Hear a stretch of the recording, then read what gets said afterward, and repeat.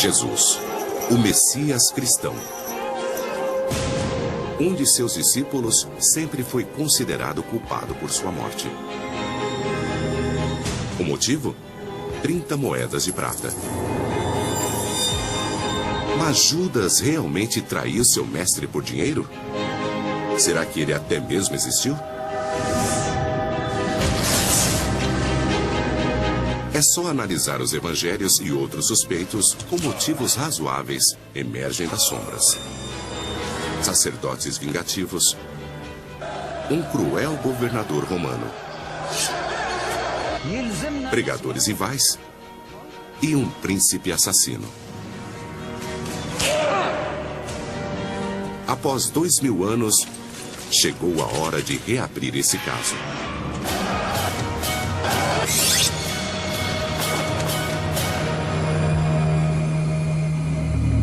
Jesus, as últimas 24 horas.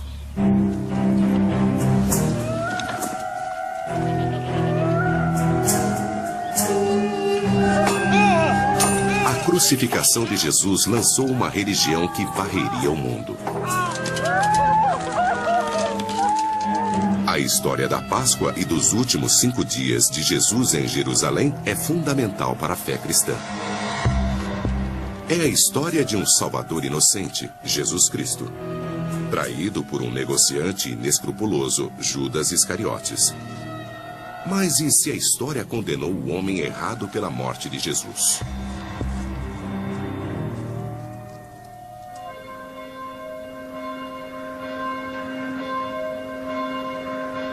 Jerusalém, a cena do crime.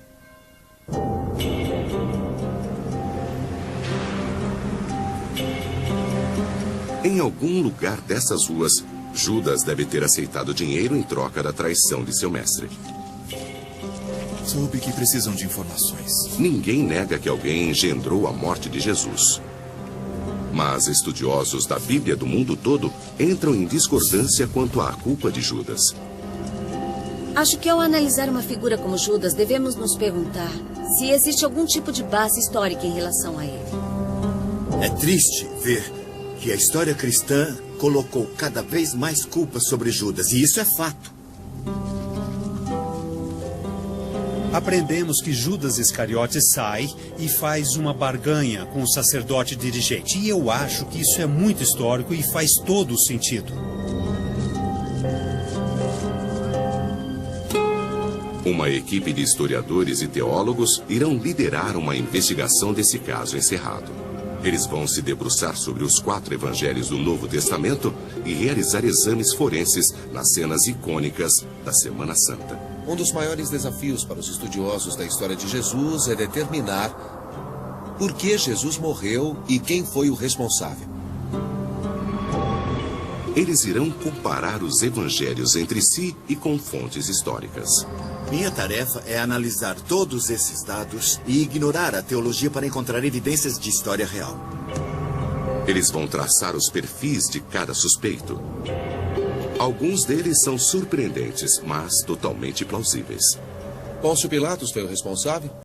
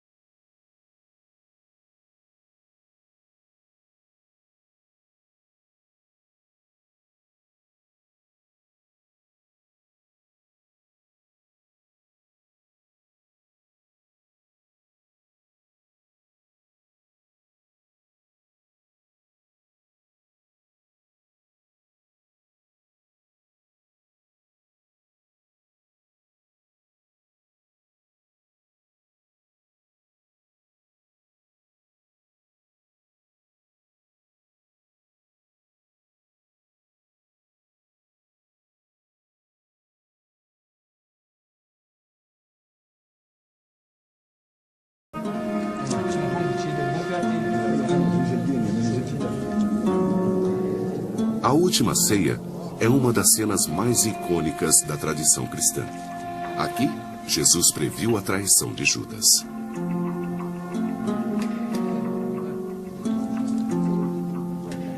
O que foi escrito deve ser cumprido. Aquele que divide o pão comigo vai se virar contra mim.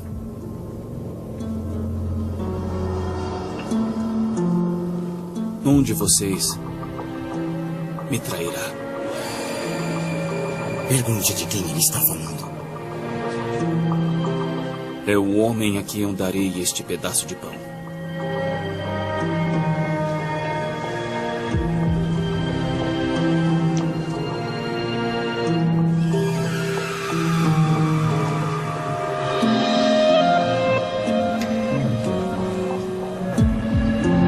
No Evangelho de João, Judas se embrenha na escuridão para revelar aos sacerdotes onde Jesus poderá ser encontrado mais tarde, naquela mesma noite. Vá. Faça o que deve fazer. E faça rápido. Qual foi o motivo de Judas? Acho que ele era ganancioso. Acho que ele sentia amor pelo dinheiro. Acho que no fim ele se deixou dominar por um espírito do mal. Pode ter sido o desejo de Deus, algum tipo de providência. Talvez tudo tenha feito parte de um plano maior. É esse tipo de atitude que se vê nos evangelhos, na tentativa de aceitar um fato tão embaraçoso, que um dos 12 traiu Jesus. Mais tarde, naquela noite, no jardim Getsemane, nos arredores das muralhas da cidade, a profecia de Jesus se cumpre. O Senhor é capaz de tudo. Que este cálice seja afastado de mim, ó Pai. Pai, o Senhor é capaz de tudo, se quiser. Afaste esse cálice de mim.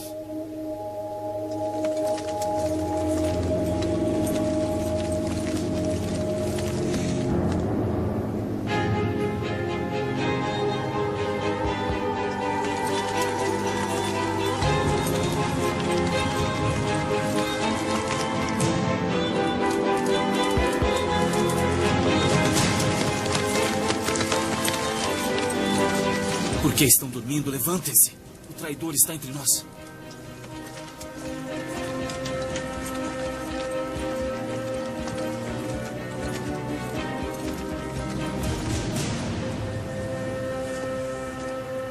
Mestre. Amigo. Faça o que você veio fazer. Judas identifica Jesus para um grupo de guardas do templo enviados pelos sacerdotes para prendê-lo. Você traiu o Filho do Homem com um beijo.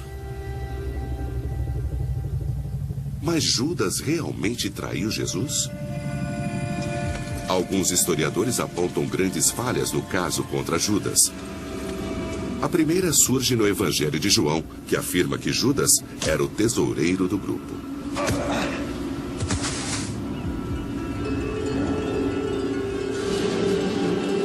Ele faz parte do grupo, ele é um dos líderes. O motivo não pode ser aquele que Mateus indica. Mateus disse que ele queria dinheiro. Bom, ele era encarregado do dinheiro do grupo. Ele só precisava dizer, fiquem longe de mim, não está dando certo, eu vou fugir com o dinheiro. E ele teria conseguido muito mais dinheiro do que as meras moedas que dizem que ele recebeu. 30 moedas de prata não eram nada. Mas se não foi por dinheiro, há outro motivo para a traição de Judas escondido nos evangelhos?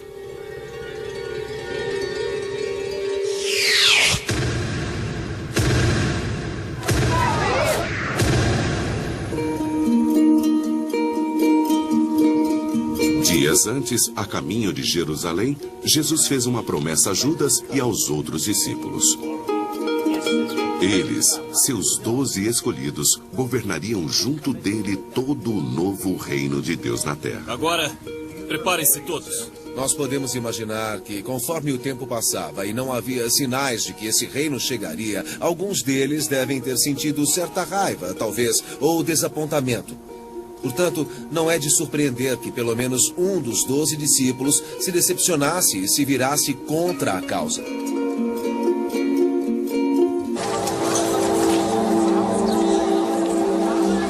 Se já estava desiludido, Judas pode ter tomado sua decisão quando o grupo chegou a Jerusalém, o centro do poder político e religioso. Historiadores concordam que Jerusalém estava repleta de rebeldes políticos, desesperados para se verem livres dos dominadores romanos. Era muito fácil uma revolta ser iniciada e que as massas se exaltassem com a presença de líderes que pudessem comandá-las contra os romanos. Nós vemos Jerusalém como se fosse um vulcão. Ele ferve e alguma coisa vai entrar em erupção. Até os tradicionalistas acreditam que isso pode ter inspirado Judas a agir. A cidade estava em clima de rebeldia e Judas Iscariotes deve ter sido exposto a isso. E suspeito que isso tenha influenciado o seu modo de pensar. Imagino Judas Iscariotes ouvindo o povo dizer: o que o seu Jesus fez? Ele curou muita gente, mas será que vai acabar com a dominação romana? Ele vai conseguir mudar as coisas em Israel para melhor? Vocês estão transformando num antro de ladrões! Quando Jesus invadiu o templo, Judas esperava que essa violenta demonstração fosse se transformar em rebelião de grande escala. Shhh, agora não, não! Judas vê Jesus no templo e pensa: ei, é o meu herói, ele conseguiu. Qual é o problema, Jesus? O que está fazendo agora? Não é hora de rezar, é o momento de atacar. É o momento de ganhar a batalha. Não entende que vem dizendo todo esse tempo que vai combater Satanás, que vai trazer o reino de Deus? Jesus, vai lá! A frustração de Judas em relação a Jesus pode explicar sua visita secreta a um agente dos sumos sacerdotes para entregar seu mestre? Se você se deparasse com Judas, enquanto ele estava a caminho de se encontrar com o agente dos sumos sacerdotes, e pudesse interceptá-lo e perguntar: Judas, como pode fazer isso? Como pode trair seu mestre? Acho que ele teria dito: eu estou traindo? Foi ele que nos traiu. De qualquer forma, o Evangelho de Mateus atribui tamanho sentimento de culpa a Judas que ele se enforca. Mas será possível que os autores dos evangelhos tenham inventado não apenas o motivo para a traição de Judas, mas também o próprio Judas?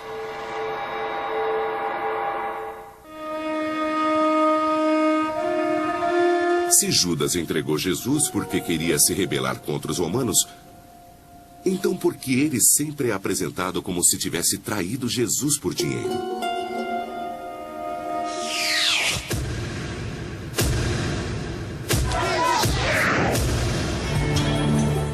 Quando os 4 evangelhos são analisados na ordem em que foram escritos, surge um padrão surpreendente. O personagem de Judas vai ficando progressivamente mais ganancioso e mais vilanesco. No primeiro evangelho escrito, o de Marcos, Judas aceita dinheiro como suborno. No segundo, o de Mateus, descreve-se a quantia exata: 30 moedas de prata. Mas no terceiro e no quarto evangelhos, os de Lucas e João, Judas não traz Jesus apenas por dinheiro. Judas traz Jesus por estar possuído pelo demônio. No Evangelho de Lucas, Satanás já dominou Judas. E quando chegamos ao Evangelho de João, Judas é a encarnação das forças da escuridão. Então, por que os evangelhos literalmente demonizam Judas? A resposta pode estar no momento e no lugar onde os evangelhos foram escritos. Roma, 64 depois de Cristo. Uma geração após a morte de Jesus, o cristianismo havia se espalhado pelo Mediterrâneo e chegado até Roma. Mas declarar-se abertamente cristão na capital do império poderia custar a vida.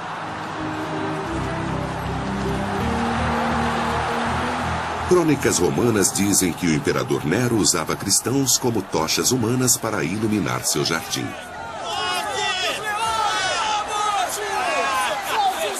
Ele também inventou uma nova forma diabólica de entretenimento: alimentar leões com cristãos.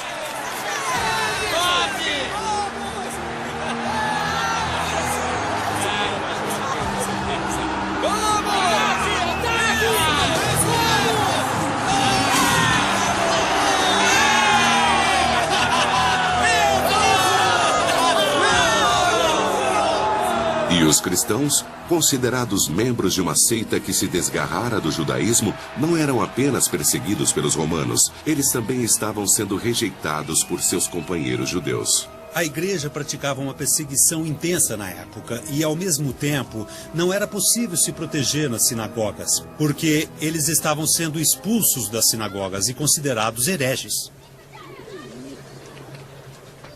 Nas décadas após a morte de Jesus, os primeiros cristãos faziam parte de um movimento basicamente clandestino. Eles se encontravam atrás de portas fechadas para compartilhar histórias sobre a vida e a morte de Jesus. Obviamente, essa perseguição dos cristãos influenciou a forma como os cristãos entendiam a si mesmos e as suas tradições. Quando os cristãos contavam histórias sobre Jesus sendo perseguido, julgado e executado, eles contavam tais histórias sob a lente das histórias de sua própria perseguição.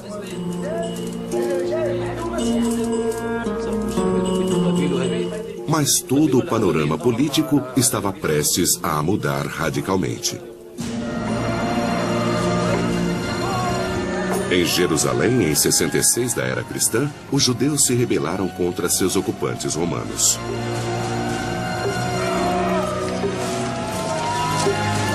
Em retaliação, centenas de milhares de judeus foram massacrados. A cidade santa foi incendiada e o grande templo foi demolido.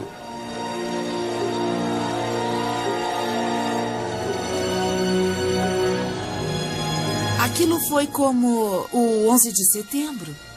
Foi inacreditável. Era a única coisa que eles conheciam que duraria por toda a eternidade. E a destruição disso chocou todo mundo.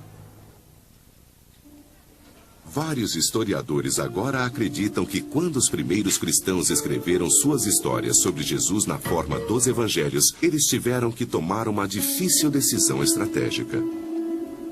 Deviam tomar partido de sua antiga religião, o judaísmo, ou deviam se aliar a Roma?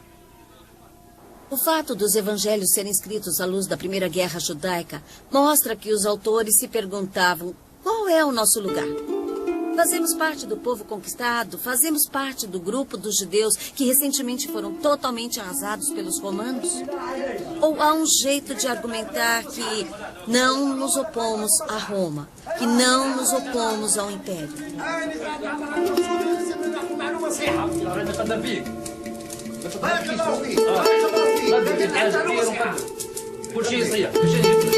Se fosse politicamente eficaz para os autores do Evangelho uma aliança com Roma, uma forma de conseguir isso seria demonizando um importante personagem judeu na história de Jesus.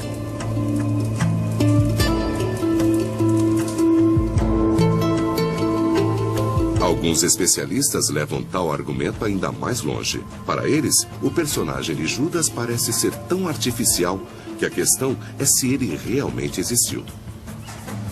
Todos temos que confrontar a questão. Judas é uma criação da história literária? Bem, podemos argumentar que sim. É necessário ter um protagonista como Jesus e também um antagonista que seria Judas. Assim tem-se uma bela história. O fato de o nome de Judas ser Yehudá, ou judeu, é outra razão para nos perguntarmos se ele é, na verdade, um símbolo do mal, não uma pessoa que existiu. Mas nem todos os especialistas compartilham dessa visão. Quem é que vai inventar uma história sobre Jesus apontando um dos discípulos como traidor? Não tem como. Acho que Judas é um personagem real e tenho certeza de que ele foi retratado e mais tarde visto por várias gerações da maneira como é visto, porque ele é uma personificação do mal. Assim como Jesus é a personificação do bem supremo. Recebam o nosso Messias. Seja qual for a verdade histórica, a história de Judas tornou-se central na crença cristã. Mas se o papel de Judas foi distorcido, ou até mesmo inventado pelos autores dos evangelhos para que eles se distanciassem dos judeus, então quem entregou Jesus? Terça-feira. 3 dias para a morte de Jesus. Se o principal suspeito por trás da morte de Jesus, Judas Iscariotes, foi um artifício literário, então a investigação de assassinato continua aberta. Se o reino de Deus chegar amanhã, vocês estão prontos? Havia outros suspeitos em Jerusalém naquela semana, com fortes motivos para desejar a morte de Jesus. Se vocês acordarem pela manhã... Há 2 dias, Jesus vem pregando em todos os cantos do templo. Aqui, ele vai cruzar armas com um velho inimigo, os fariseus. O caso contra os fariseus. Por 3 anos na Galiléia, Jesus havia se enfurecido contra os fariseus, uma seita religiosa de extremistas judeus que seguiam rigidamente as tradições do Torá. Jesus acreditava que eles respeitavam a palavra, mas não o espírito da lei. Os fariseus queriam que o povo continuasse num certo estado de pureza o tempo todo, coisa que na verdade era apenas exigida no templo. E Jesus, ele discordava disso, ele não concordava que era preciso lavar as mãos o tempo todo, ele não concordava com as rígidas normas de Sabá, não era permitido colher nem um grão de trigo para comer. Ele devia ser o maior antagonista dos fariseus. Segundo o Evangelho de Marcos, a intenção dos fariseus era destruir Jesus, e eles planejaram uma armadilha para ele. Mestre, eu tenho uma pergunta. O senhor é um homem honesto. Nós sabemos disso. O senhor nos ensina apenas a lei de Deus. Então, minha pergunta é... devemos ou não pagar impostos ao imperador romano?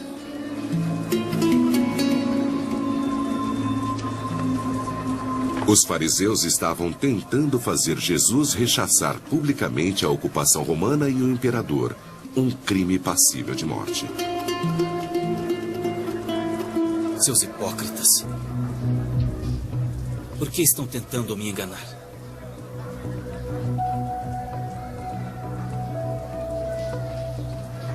Deem-me uma moeda. Uma moeda! Sim, deem-lhe uma moeda. Deem-me uma moeda.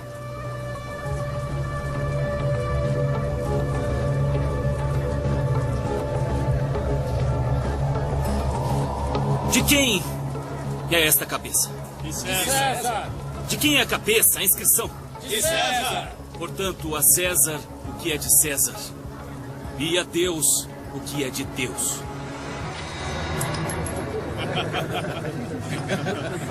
Quando ele dá essa resposta aos fariseus, eles não gostam muito porque parece que ele é mais inteligente, mais forte e mais claro do que eles próprios. E sua tentativa de envergonhar Jesus acaba voltando contra eles mesmos. Por anos, Jesus vinha atraindo seguidores entre os fariseus da Galiléia. Agora, na própria Cidade Santa, Jesus os humilha publicamente. Vocês se consideram defensores da Torá? Seus fariseus. Vocês são como tumbas pintadas com cal. Por fora parecem perfeitas, mas por dentro estão repletas de ossos e imundície. Cobras, ninho de víboras, acham que vão escapar de serem enviados ao inferno. Por fim, Jesus zomba dos fariseus, lembrando a eles que seus ancestrais haviam matado os primeiros profetas. Ele os desafia a matá-lo também. Vocês constroem suas tumbas e monumentos dedicados aos santos e dizem, se tivéssemos vivido nos tempos de nossos ancestrais, jamais teríamos participado do assassinato dos profetas. Portanto, vocês reconhecem que são filhos dos homens que mataram os profetas. Então, vão em frente e terminem o que os seus ancestrais começaram. A armadilha dos fariseus falhou, mas alguns especialistas sugerem que o incidente pode ter fortalecido sua decisão de se livrarem de Jesus. Qual é a reação humana mais lógica quando passamos vergonha? Vamos nos unir ao grupo que vai sumir com esse homem. Ele está nos envergonhando. Ei, tenham dó. Nós somos grandes mestres. Todos sabem disso. Somos os fariseus. Então, eu lhe pergunto, quem entregou Jesus? Vamos admitir que alguns fariseus podem estar por trás disso. Recebam o nosso Messias. No momento em que colocou os pés em Jerusalém, Jesus mexeu no vespeiro. Se o traidor de Jesus foi Judas, os fariseus ou os agentes do templo, todos os evangelhos apontam para um único mentor por trás de sua prisão e assassinato: o sumo sacerdote Caifás. O caso contra Caifás. Notícias sobre a explosão de Jesus no templo chegaram aos ouvidos de Caifás. Esse homem está se tornando uma lenda. Precisamos encontrar um pretexto para prendê-lo e acabar com isso antes que vá longe demais. Eu acho que o que Caifás viu em Jesus e em seus seguidores na Galiléia foi o perigo de suas ideias se espalharem pela Judéia também. Havia o perigo de uma grande rebelião estourar. Poderia acontecer de Caifás ser substituído como sacerdote junto com seu grupo. Se vamos prendê-lo, terá que ser antes do início dos festejos. Caso contrário, teremos que lidar com uma rebelião. Segundo todos os 4 evangelhos, na noite de quinta-feira, Caifás agiu. Quinta-feira. Um dia para a morte de Jesus. Os guardas do templo de Caifás prenderam Jesus no jardim de Getsemane e o trouxeram de volta para a cidade. Segundo 3 evangelhos, eles zombam e açoitam Jesus antes de arrastá-lo até as suntuosas instalações do sumo sacerdote.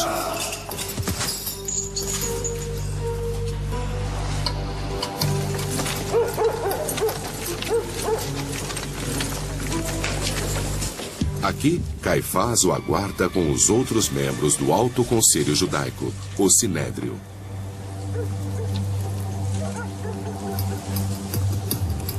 Você é o Cristo? Você é o filho do abençoado? Não vai responder? Segundo todos os evangelhos, menos o de João, o motivo de Caifás para prender e interrogar Jesus é simples. Caifás presidia o templo. Ele se inflamou pelo fato de Jesus ter invadido seu território e revirado as bancas dos cambistas.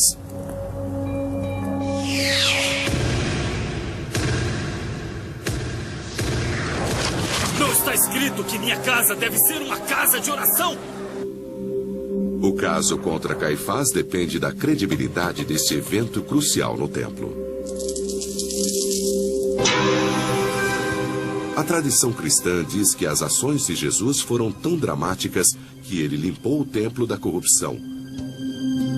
Mas alguns especialistas analisam a estrutura física do lugar e duvidam que um homem possa ter causado tamanha comoção. O templo tem uma área enorme. Cabem aproximadamente 25 campos de futebol dentro desse templo. E com tantos peregrinos em Jerusalém para a Páscoa, o templo estaria lotado. Pense num aeroporto pouco antes da véspera do Natal.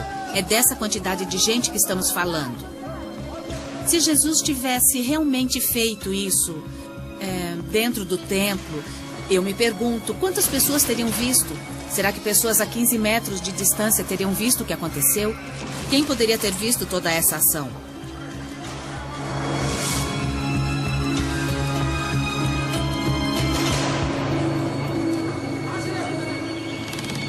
Outro motivo faz os especialistas questionarem a exatidão histórica do incidente no templo.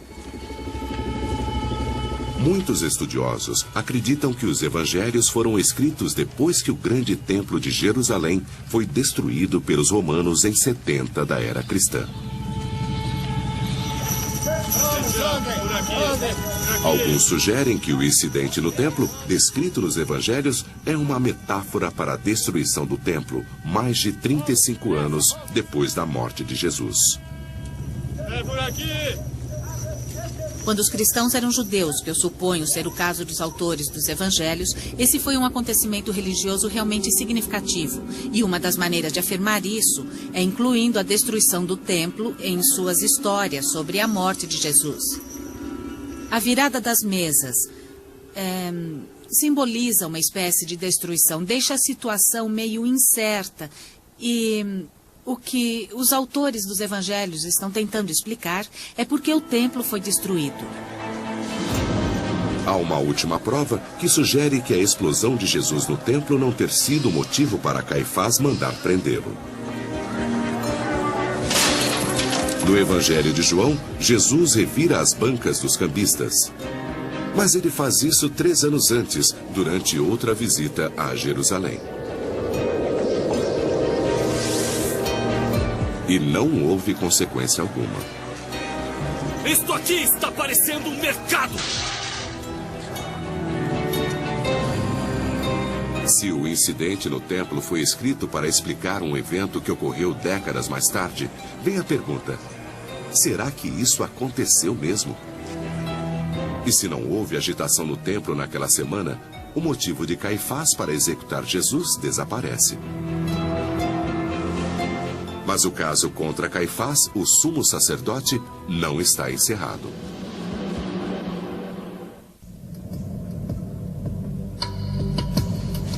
Após a prisão de Jesus, o sumo sacerdote Caifás interroga Jesus. Vem aqui, vamos. Segundo 3 dos 4 evangelhos, isso ocorre antes de um julgamento convocado especialmente pelo Sinédrio, o Conselho Judaico. Mas em apenas um dos evangelhos, o de Marcos, Caifás recebe a exata resposta que queria de Jesus. Você é o Messias? Você é o Filho de Deus? Eu sou. O sumo sacerdote diz: você é o Messias, o Filho de Deus? Jesus responde: eu sou. Esse é um momento fantástico. Ah! Precisamos chamar mais testemunhas! Todos nós ouvimos essa blasfêmia! Qual é o veredito? Culpado! Ele é culpado! O veredito de culpa dá aos sacerdotes a permissão de maltratar Jesus. Mas o Evangelho de Marcos representa o relato exato do que realmente aconteceu?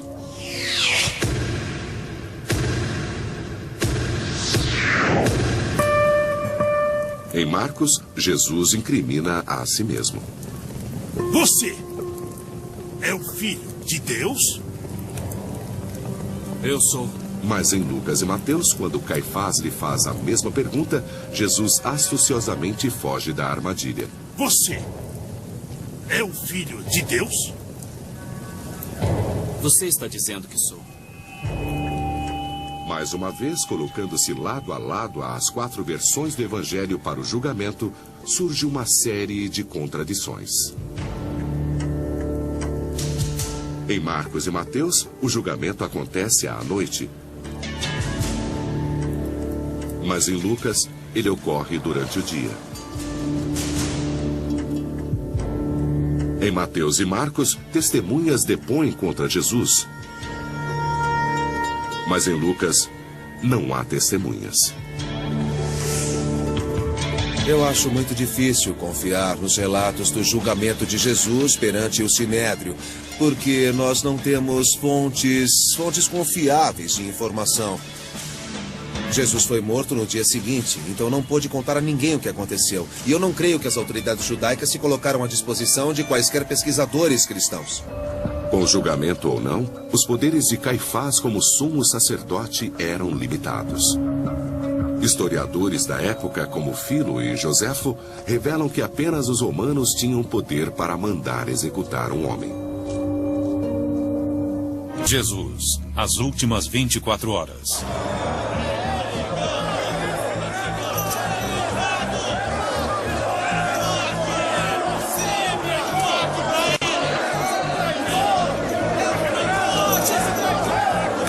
Jesus agora é vítima de outro julgamento, desta vez realizado por Pôncio Pilatos, que foi induzido pelo sanguinário Caifás e uma multidão de judeus que implora pelo sangue de Jesus. O que é isso? O que está acontecendo aqui? Caifás? Esse homem é um problema. Ele é um arruaceiro. Esse homem deve morrer! Crucifique-o! Crucifique-o! Crucifique-o! Pilatos invoca o que os evangelhos chamam de antiga tradição de Páscoa para libertar um prisioneiro. Barrabás, um rebelde assassino, é trazido ao lado de Jesus. E uma escolha é oferecida à multidão. Posso libertar um homem. Devo libertar este homem, um assassino e rebelde? Ou o seu rei dos judeus? Barrabás! Liberte Barrabás! Liberte Barrabás! Barrabás! E este homem? Crucifique-o! Crucifique-o! Caifás é retratado como um agitador da multidão. Mas a exemplo do que acontece com a descrição de Judas, há uma mudança significativa de um evangelho para outro. O primeiro evangelho, o de Marcos, escrito cerca de 35 anos após a morte de Jesus, descreve simplesmente uma multidão. Em Mateus, são as multidões que querem ver Jesus morto. Em Lucas, são as turbas. E em João, escrito cerca de 90 anos depois, é todo um povo. Todo um povo, que significa toda a nação de Israel. Como explicar essa progressão? Está bem claro, é para demonizar os judeus, para deixar claro que os judeus crucificaram Jesus e que, no fim das contas, Jesus não era judeu. No Evangelho de Mateus, a multidão de judeus já confessou sua culpa. De fato, eles a celebram.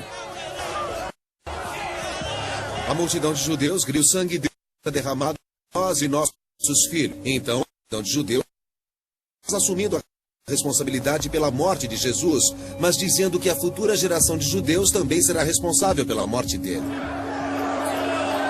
Estudiosos argumentam que o fato de todos os judeus terem aceitado essa responsabilidade no Evangelho de Mateus foi levado ao pé da letra pelos cristãos na Idade Média. Isso, obviamente, causou terríveis atos de antissemitismo ao longo dos séculos. Quando os cristãos subiram ao poder, eles puderam se aproveitar disso para dizer que os judeus tinham aceitado a culpa pela morte de Jesus, que eles eram assassinos de Cristo e que mereciam ser castigados. Se a história da paixão foi distorcida pelos autores dos evangelhos para incriminar os judeus, o papel histórico de Caifás também não teria sido distorcido? Se o julgamento pelos judeus foi inventado e a multidão diante de Pilatos exagerada, então talvez Caifás tampouco tenha sido o vilão sanguinário retratado no Novo Testamento. Eu rejeito totalmente a afirmação de Caifás querer que ele fosse crucificado. Isso faz parte da técnica dos autores dos evangelhos para exonerar os romanos e fazer com que alguém assuma o papel de perseguidor de Jesus. Mas se não foi Judas, Caifás ou os fariseus os responsáveis pela morte de Jesus, então quem foi? Sexta-feira. O dia da morte de Jesus.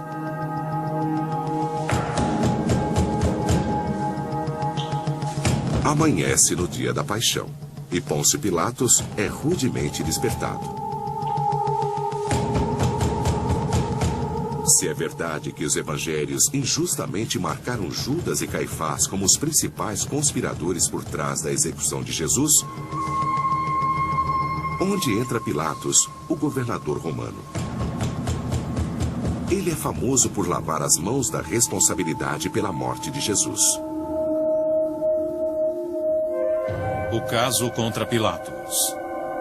O historiador do primeiro século, Joséfo, confirma que Pilatos determinou a sentença de Jesus. Mas será que Pilatos foi o culpado por trás de sua prisão e também por sua execução? Minha impressão de Pôncio Pilatos é que ele era o típico governador romano.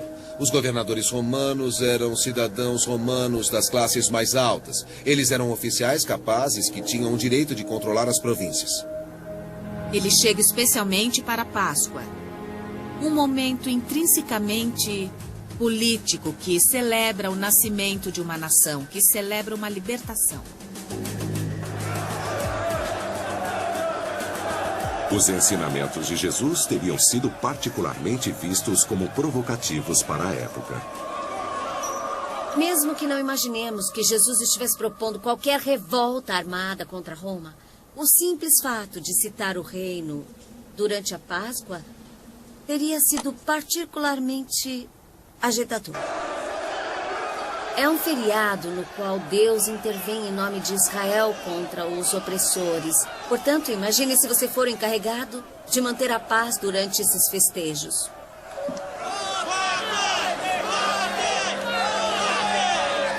Pilatos e Caifás teriam sido velhos conhecidos. O que é isto? O que está acontecendo aqui? Caifás? O que é isso? Esse homem é um arruaceiro. Ele causa problemas aonde vai. Ele é uma ameaça à nossa nação. Então julguem-no por suas próprias leis. Tenho certeza de que ele não só era condescendente, como também desprezava o povo judeu. Chega! É um povo que ele não consegue entender, é um povo que age e come de maneira diferente. Mas, ao mesmo tempo, ele tem a sabedoria de qualquer governador, que sabe que para manter a ordem na sua região de domínio, ele não pode ser provocativo demais. Levem-no! Nos 4 evangelhos, Pilatos é descrito como se tivesse sido encurralado por sacerdotes judeus que estavam determinados a dar um fim em Jesus. Nós não temos autorização para executar um homem. Esse homem deve morrer. Crucifique-o! Crucifique-o! Eu disse chega! Da mesma maneira que a multidão hostil cresce a cada evangelho, Pilatos torna-se cada vez mais compreensivo. Em Marcos, o primeiro evangelho, vemos um Pilatos indeciso, meramente relutante em se envolver no caso. Conforme os evangelhos se desenrolam, Pilatos fica cada vez mais gentil e o sumo sacerdote e os judeus ficam cada vez piores. Que mal esse homem cometeu! Crucifique-o! Na minha visão, ele não fez nada para merecer a morte. Ele só precisa ser açoitado. Por que o que ele fez? No último evangelho de João, Pilatos é retratado como temeroso e vítima das circunstâncias. Isso não é jeito de conduzir um julgamento. Atormentado pela multidão, ele leva Jesus para dentro do santuário de seu próprio palácio. Tragam uma cadeira. Para justificar a crucificação, ele deve encontrar provas de que Jesus está planejando uma revolta política.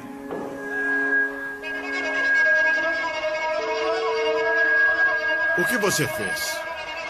Seu próprio povo, seus próprios sacerdotes o trouxeram. Dizem que você se declara rei. Diga-me, eu não sou judeu.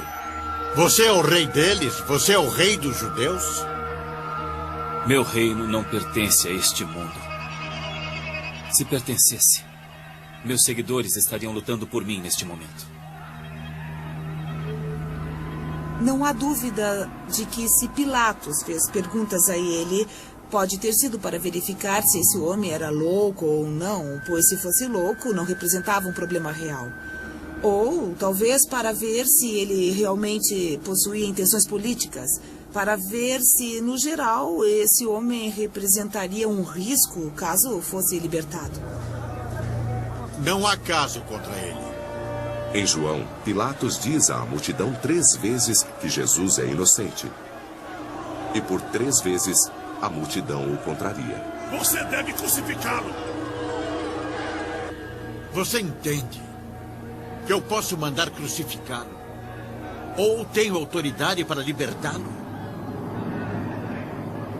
Você não teria autoridade alguma sobre mim se Deus não a tivesse concedido.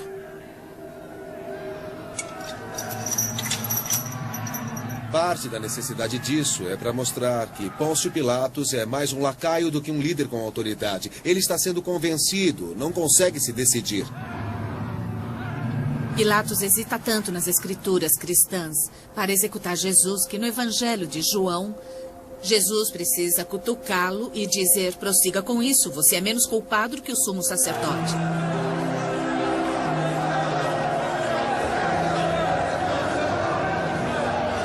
Pilatos não consegue mais enfrentar a multidão insistente. E no Evangelho de Mateus, Tragam água. por fim, ele lava suas mãos da responsabilidade. Se é isso que querem, eu lavo minhas mãos do sangue deste homem. Condenem-no vocês mesmos. Mas a história sustenta isso? Pilatos era impotente e indeciso? Registros deixados pelos historiadores do século I sugerem que ele era um homem totalmente diferente. Todos os evangelhos retratam o governador romano Pôncio Pilatos como uma figura fraca e indecisa que relutou em derramar o sangue de um homem inocente. Mas os historiadores do século I, Joséfo e Filo, pintam um quadro muito diferente. Ele foi um dos poucos, se não o único governador a ser convocado a ir a Roma por tratar o povo com brutalidade excessiva. Para quem está num regime colonial brutal, é significativo ser tão brutal que acaba sendo chamado de volta ao quartel-general. Os autores dos evangelhos cristãos os escreveram décadas após a morte de Jesus, quando Roma dominava as terras sagradas. Será que eles mascararam o personagem de Pôncio Pilatos para caírem nas graças dos romanos? Gostaríamos de conhecer a verdadeira posição de Pilatos. O escritor judeu da época, Filo, descreve Pilatos como inflexível, teimoso e cruel, com uma mistura de obstinação e determinação. Joséfo entra em maiores detalhes.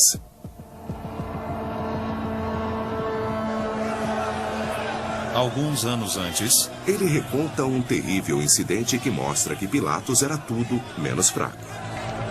Segundo Joséfo, Pilatos já havia enfrentado uma multidão em Jerusalém uma vez. Ele havia construído um aqueduto de 32 quilômetros para trazer água da fonte até Jerusalém. Projeto nobre, se ele não o tivesse financiado com fundos roubados do templo judeu. Uma multidão de moradores irritados cercava Pilatos e seus guardas. Pilatos parecia indefeso, mas estava longe disso. Ele havia planejado este momento meticulosamente. Ele ordenou que seus soldados se disfarçassem com vestes judaicas. Então, quando a multidão chegou perto demais, os soldados despiram-se das vestes e sacaram as espadas.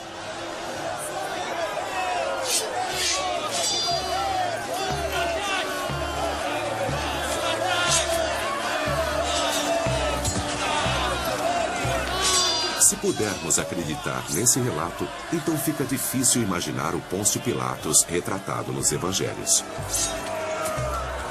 Então temos Pôncio Pilatos, uma figura histórica sedenta por sangue, dizendo: eu não acho que Jesus tenha feito nada errado, não vou condená-lo. Por que vão me obrigar a executá-lo? Mas tudo bem, fiquem sabendo que eu lavo as minhas mãos. Qual era o verdadeiro Pilatos? O burocrata medroso ou o bruto militarista? Devemos confiar nos evangelhos ou nos antigos autores como Joséfo e Filo? Alguns argumentam que os autores, ambos historiadores e ambos judeus, não foram neutros. Eles o vilificam. Eles têm ressentimentos, eles têm preconceitos próprios. Tanto o Filo quanto o Joséfo, então, retratam Pilatos como um monstro, um homem extremamente corrupto. Mas se por outro lado os relatos de Joséfo e Filo estiverem corretos, as implicações são profundas. Eu vejo Pilatos como uma figura política que toma decisões rápidas e geralmente brutais. Ele não tinha interesse em Jesus, ele não era judeu, ele considerava esse povo uns idiotas, com ideias estranhas, e analisando Joséfo, a impressão é a mesma. Temos um Pilatos que é impiedoso, um Pilatos que é decidido, Portanto, a intenção de mascarar Pilatos não é histórica, mas sim uma tentativa de possibilitar que os evangelhos tenham êxito nos mundos grego e romano. Se Pôncio Pilatos era brutal e não medroso, isso dá uma definição totalmente diferente ao relacionamento entre Pilatos e Caifás. Sabe que não vou tolerar qualquer agitação. Eu sei. Estamos sabendo desse profeta Jesus. Ele vai causar problemas? Imagino Caifás dizendo, olhe, nós dois sabemos que Jesus não é uma pessoa politicamente perigosa. É tudo conversa. Às vezes palavras levam a ações. Sabemos que seus seguidores não andam armados. É verdade que ele tem entusiasmado um pouco as multidões.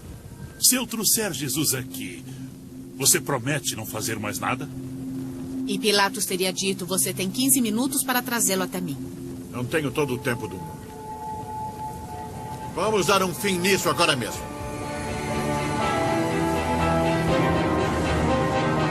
Se Pôncio Pilatos foi o único responsável pela morte de Jesus, talvez Jesus tenha sido um homem marcado para morrer desde o momento em que chegou a Jerusalém.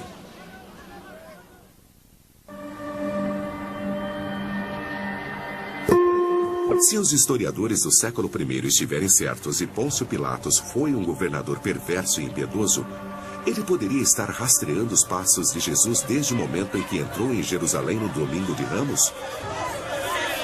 Os especialistas estimam que Pilatos levou cerca de 3.000 soldados romanos para Jerusalém naquela semana. A função deles era ficar de olho nos encrenqueiros, e Jesus se encaixava muito bem nessa descrição. Claro que os romanos não falavam aramaico, mas se centenas de milhares de pessoas de repente espalhassem folhas de palmeira diante de uma pessoa montada num burro e dissessem que ele era o Messias, não seria preciso falar aramaico para saber que quando alguém fala Messias, está se referindo ao rei dos judeus. E se foram os soldados romanos, não os sacerdotes, que denunciaram a agitação no templo? O templo ficava às sombras da fortaleza romana de Antônia. Então pode ser que Pilatos, não Caifás, tenha sido o principal responsável pela prisão de Jesus. Há pistas sugestivas no Evangelho de João.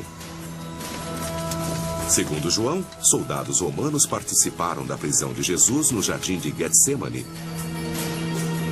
Se romanos estavam presentes, então é provável que Pilatos estivesse dando as cartas.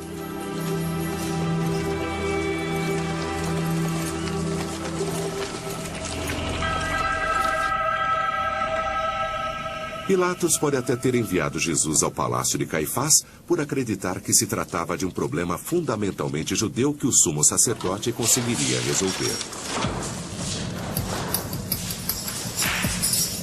O Evangelho de João traz um relato muito diferente do encontro de Jesus com Caifás naquela noite. Em João, Jesus não é tão maltratado pelos guardas de Caifás como descrevem os outros evangelhos. Não há um julgamento formal perante o Sinédrio. Em vez disso, Jesus se encontra a sós com Caifás. Se Pilatos mandou prender Jesus e o enviou a Caifás por ser um problema essencialmente judeu,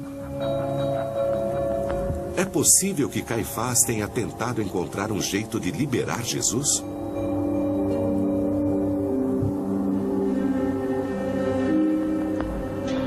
O que realmente aconteceu quando Caifás e Jesus se encontraram? Eu estou tentando ajudá-lo. Os judeus adoram chegar à verdade com debates e discussões. Isso é o bom judaísmo, porque apenas Deus guarda toda a verdade. Não Eu pode estou ser dessa tentando forma. Eu sei que ajudá-lo. está, Será mas que não você pode não ser percebe? assim. Provavelmente tiveram uma bela discussão. Eu não sei até onde posso ir. Todos os 4 evangelhos concordam que Jesus finalmente foi entregue a Pilatos. Mas se Pilatos não era um burocrata passivo, e sim um tirano impiedoso, como devemos interpretar os eventos que se seguiram?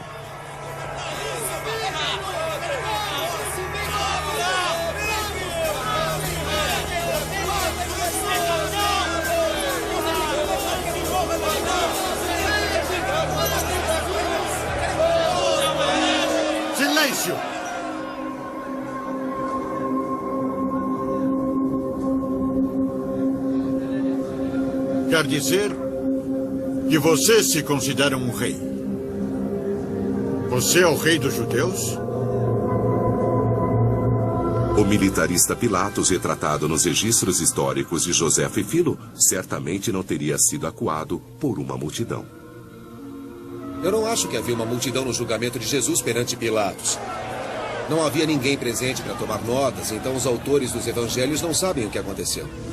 Só mais tarde, historiadores cristãos inventaram que a multidão de judeus clamou pela crucificação, e então Pilatos cedeu ao desejo dela. E contrariando as escrituras, se não havia uma multidão, o que dizer da existência de Barrabás?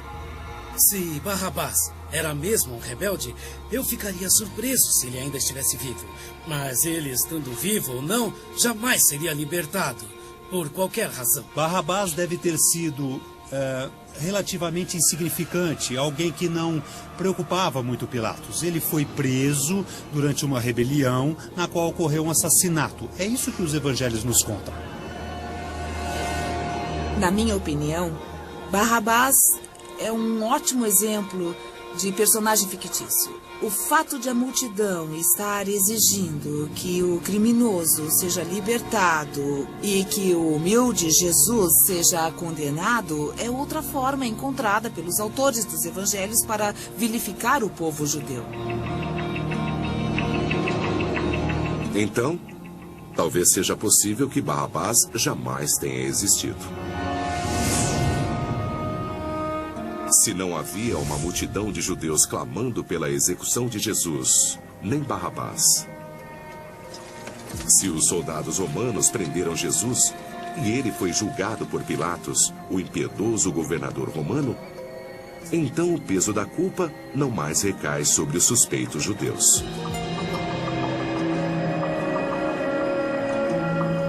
Mas se Pilatos de fato foi o único responsável pela prisão e execução de Jesus, leve-no. Qual foi o seu verdadeiro motivo? Será que ele queria apenas se livrar do arruaceiro? Ou será que fazia parte de uma conspiração maior? Existem outros personagens escondidos nos evangelhos responsáveis por incriminar Jesus? Ele é um arruaceiro. Ele causa agitação por onde passa. Começou na Galiléia e agora se espalhou para cá. Ele é galileu. Sim, ele é. Nesse caso, ele está sujeito à autoridade de Herodes. Chame Herodes. Herodes Antipas era o governante judeu da Galiléia e filho do famoso rei Herodes, o Grande. O caso contra Herodes Antipas. Segundo o Evangelho de Mateus, quando Jesus nasceu em Belém, Herodes o Grande ficou tão enraivecido com a notícia de que outro rei judeu havia nascido, que ele ordenou que matassem todos os primogênitos da região. Agora, mais de 30 anos depois, será que seu filho Herodes Antipas tinha vindo a Jerusalém para terminar o trabalho do pai? Vou apontar outro suspeito, Herodes Antipas. Ele teria ficado furioso se qualquer um na sua região, a Galiléia, levasse o crédito e a honra que apenas ele merecia. Ele queria ser assim como Herodes o Grande, o rei dos judeus.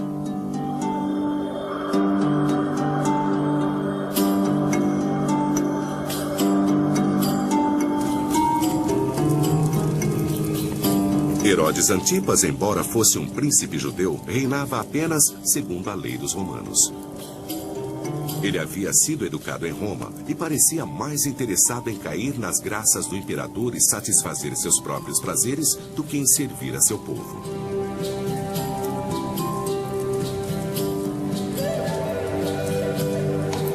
Antipas ficara enfurecido com os ensinamentos de João Batista, primo e mentor de Jesus, pois João declarara que o casamento incestuoso de Herodes era pecado.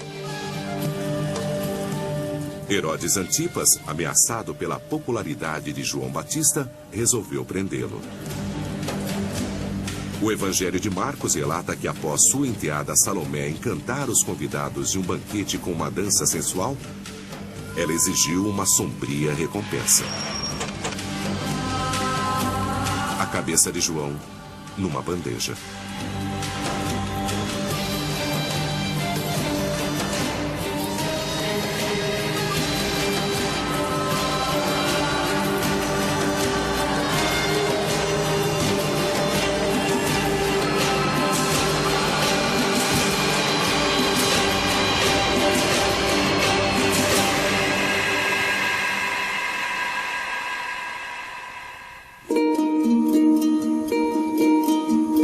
Marcos e Mateus escrevem que, quando Herodes Antipas ficou sabendo que outro pregador na Galileia se autodeclarava o Messias, seu medo foi que João Batista houvesse reencarnado.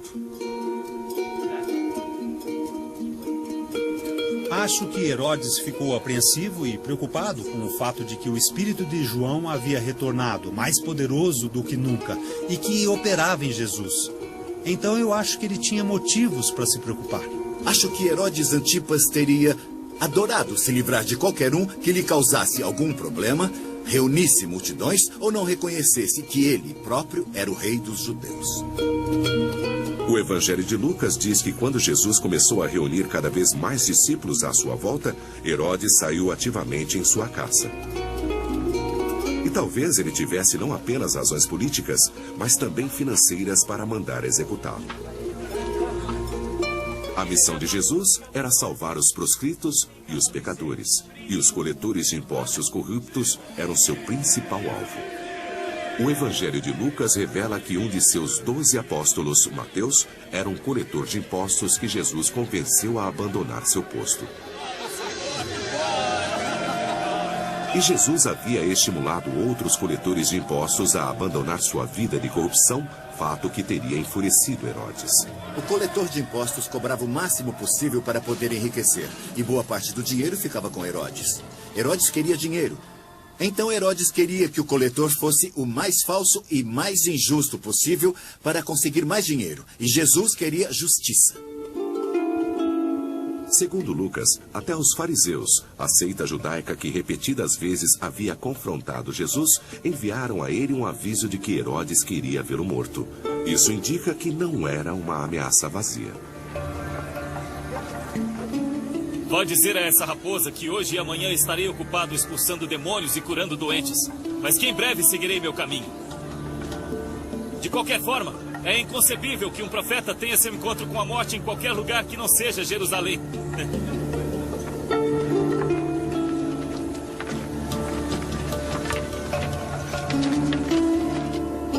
Será que o Evangelho de Lucas está correto? Será que Herodes finalmente alcançou Jesus em Jerusalém? Eu acho que ele provavelmente queria se encontrar com Pilatos em Jerusalém para incentivá-lo a dar um fim em Jesus, porque isso seria perfeito para Herodes Antipas. Ele não precisaria mandar executar um pregador e curandeiro tão popular. Podia deixar isso com os romanos. O Evangelho de Lucas é o único que diz que Jesus não passou por 2 julgamentos, mas 3. Mas que prazer. Há muito tempo eu queria conhecê-lo. Mostre-me um milagre. Eu gostaria tanto de ver um milagre. Mostre-me um milagre. Só um pouco de magia.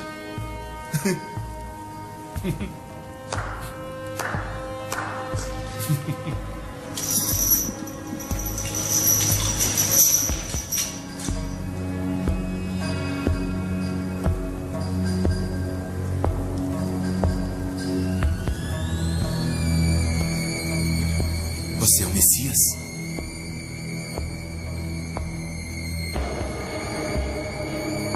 Você é o Filho de Deus?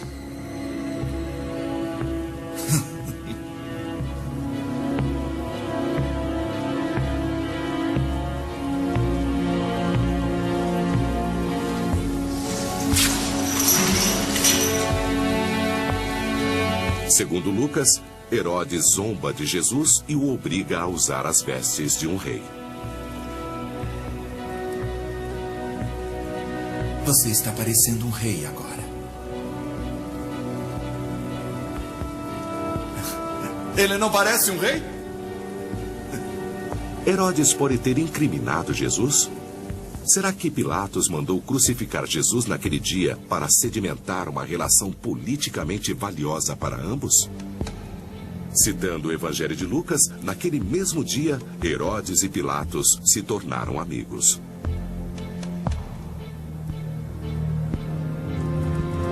Há uma última evidência possível para esta teoria. Em 1886, o túmulo de um monge foi escavado por arqueólogos no Egito. Dentro dele foi descoberto um fragmento de um quinto evangelho perdido. O Evangelho segundo Pedro. O Evangelho de Pedro é um dos mais interessantes evangelhos fora do Novo Testamento. E, infelizmente, não temos o texto completo, apenas um trecho. Mas esse trecho é interessante porque no julgamento de Jesus, não é Pôncio Pilatos que ordena a morte de Jesus, mas sim Herodes Antipas. Levem.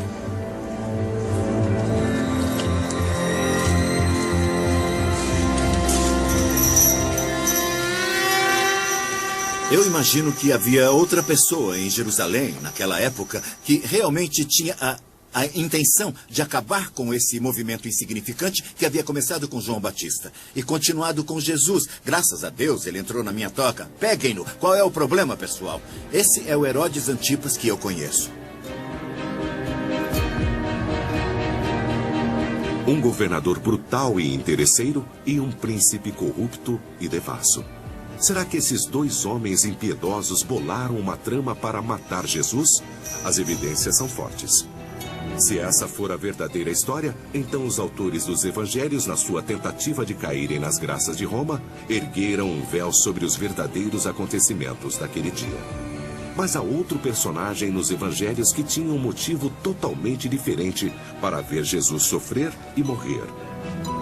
Será que os acontecimentos da Semana da Paixão fizeram parte de um plano divino, sendo o próprio Jesus o mentor de tudo?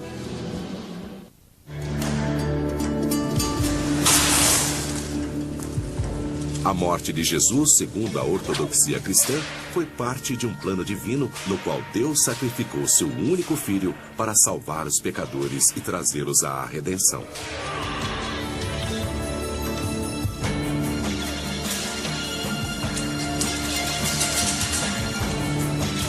Mas e Jesus, o homem?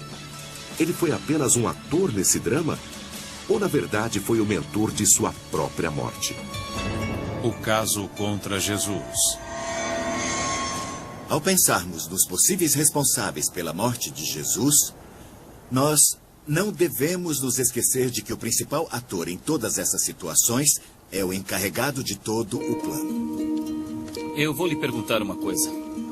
Quem o povo diz que eu sou? Dizem que é o Messias. A caminho da Cidade Santa, Jesus revela a seus discípulos que vai morrer em Jerusalém. Eu vou passar por um grande sofrimento. Os anciãos, os sacerdotes, os doutores da lei vão me condenar. E todos vão me matar. Mestre, o senhor não vai morrer. Vocês não sabem. Pensam como homens, não como Deus. Há pistas de que para Jesus isso representava mais do que uma profecia. Será que o próprio Jesus estava controlando os acontecimentos? Há provas de que Jesus tomou providências para preparar as coisas. Ele tinha aliados, auxiliares.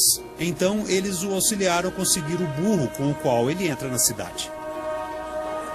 Vão até o vilarejo. Sim, senhor. Assim que entrarem, vocês verão um burro. Sim, senhor. Desamarrem-no e tragam-no até mim. Entenderam? Sim. Essa entrada triunfante teria sido um ato deliberado de provocação contra as autoridades religiosas e os soldados romanos? Não está escrito que a minha casa deve ser uma casa de oração? Se realmente aconteceu, o incidente no templo parecia elaborado perfeitamente para provocar. Isto aqui está parecendo um mercado! Assim como seus confrontos públicos com os fariseus. Vocês acham que podem escapar do inferno? Será que Jesus estava fugindo deliberadamente das autoridades, preservando-se para um último e espetacular ato de insurreição no final da Semana da Páscoa? Jesus devia saber que havia esse risco, mas ele preferiu ficar. Ele poderia ter fugido, ele poderia ter escapado noite adentro e voltado para a Galileia, mas ele preferiu ficar. Então, de certa maneira, ele realmente orquestrou os eventos que levaram à sua crucificação. Nos evangelhos de Lucas e Marcos, há provas de que a última ceia fazia parte de um plano que Jesus vinha elaborando há algum tempo. Irmãos, aproximem-se, venham aqui. Vão à cidade. E haverá um homem à sua espera. Ele estará carregando uma jarra de água. Sigam-no. Ele vai indicar uma casa. Bem, ele manda seus discípulos encontrarem um agente seu na cidade que está esperando uma senha especial para poder preparar a sala para a ceia clandestina de Páscoa. Digam a ele que o mestre perguntou onde fica a sala. Ele vai lhes mostrar um quarto no andar de cima. Esperem por mim. Entenderam? Sim, senhor. Ótimo. Isso nos faz pensar que ele planejou tudo. É tudo uma estratégia. Se Jesus planejou a última ceia e todos os eventos da Semana da Paixão, como ele conseguiria engendrar um confronto final com as autoridades? Ele precisaria de um cúmplice que vazasse os detalhes do momento e do lugar onde ele poderia ser encontrado. Vá. Faça o que deve fazer. E faça rápido. A traição de Judas fazia parte desse plano? Uma nova e extraordinária descoberta bíblica pode fornecer as provas. Em 1983, outro evangelho surgiu em Genebra, na Suíça. O evangelho descoberto mais recentemente é o Evangelho de Judas, que foi publicado apenas poucos anos atrás e que traz um entendimento sobre Judas muito diferente daquele encontrado no Novo Testamento. No Evangelho de Judas, descobre-se que Judas era o único aliado de Jesus. Se fizer isso, seu nome será amaldiçoado por toda a eternidade. Mas faça isso por mim, e eu lhe revelarei os mistérios do reino.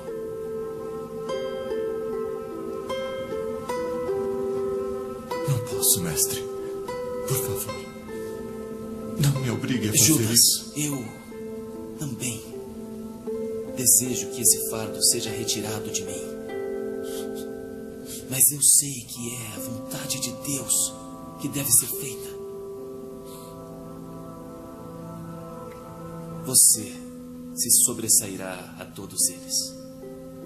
O Evangelho de Judas não é aceito como cânone por muitos. Mas se for válido, significa que Jesus insistiu para que Judas o traísse, e tal fato exoneraria Judas. Se a traição foi elaborada pelo próprio Jesus, a cena no jardim de Getsemane tem um significado radicalmente diferente. Nesse lugar, segundo o Evangelho de Marcos, Jesus roga a Deus que o poupe do sofrimento que ele sabe que o aguarda. Pai, o Senhor é capaz de tudo. Se puder, eu lhe peço, por favor, afaste de mim este cálice. Acho que o verdadeiro Jesus é visto em Getsemane quando ele se ajoelha e roga ao Pai do céu, dizendo: se for possível escapar do meu destino, é isso o que eu desejo. Mas então ele diz que o que deve ser feito não é a sua vontade, e sim a do Pai. Jesus teve dúvidas no último instante, antes do último confronto que ele havia planejado com precisão?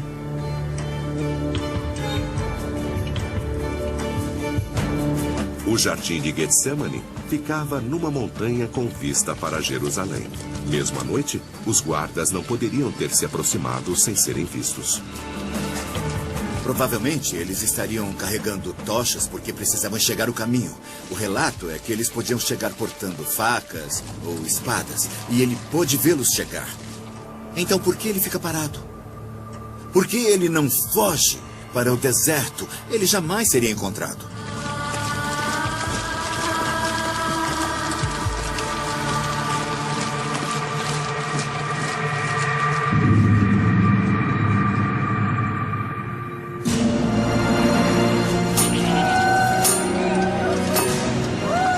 Dias após sua chegada à cidade, Jesus é pregado na cruz no topo de um monte nos arredores de Jerusalém.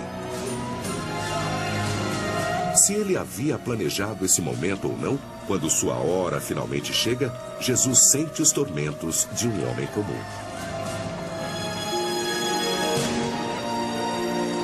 Na cruz, Jesus grita: Eli, Eli, lama sabachthani. Meu Deus, por que me abandonaste? Acho que vemos o verdadeiro Jesus naquele momento, angustiado, não desejando verdadeiramente seu próprio sofrimento e morte, mas compreendendo que é assim que deve ser. E ele está disposto a aceitar. A crucificação de Jesus ainda é o símbolo mais poderoso da fé cristã. Mas quem realmente engendrou a morte de Jesus? Os autores dos evangelhos culpam o infiel Judas, que entregou seu mestre a sacerdotes coniventes, e o alto sacerdote Caifás por agitar a multidão que clama pela morte de Jesus. Mas os evangelhos também falam das brigas de Jesus com seus rivais, os fariseus, e dão pistas de que havia militantes secretos em seu próprio grupo. Registros históricos apontam o dedo da suspeita para o brutal e impiedoso Pôncio Pilatos. E o devasso príncipe Herodes Antipas tinha um motivo para matar Jesus que perdurava por gerações. Ao reexaminar os evangelhos no contexto da época precária na qual foram escritos, ao compará-los um com os outros, já que não contam exatamente a mesma história, ao confrontá-los com outras crônicas históricas, quem afinal incriminou Jesus? A derradeira investigação de assassinato não é mais um caso simples de solucionar.